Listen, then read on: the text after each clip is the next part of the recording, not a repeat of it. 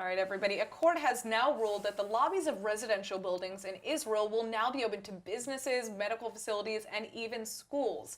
Joining us with more about this ruling is Keren Prashker, a lawyer representing the buildings. All right, so this is very interesting. Can you explain this ruling to us?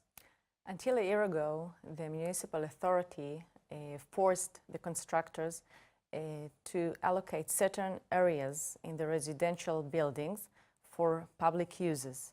It was illegal, and they didn't have any a law that permitted to do so.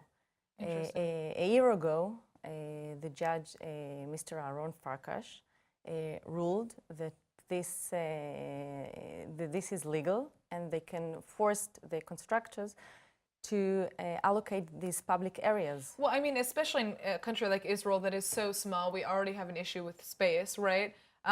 I imagine this is a very big deal, right, for lots of different businesses.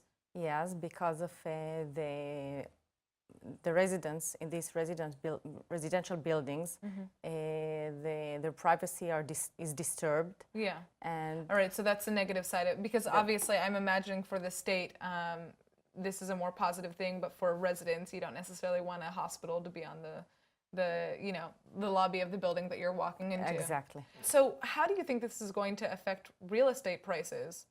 I think the prices will go down because when you want to buy for a family an apartment, so you don't want that you will have an hospital under your building, or a library, or any other public services, or public offices. Right.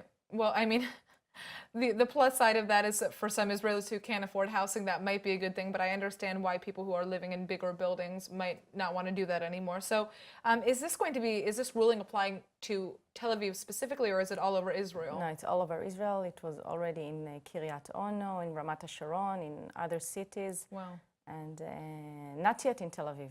All right. Well, thank you for joining us and telling us about this. It's going to be interesting to see how this plays out. Thanks.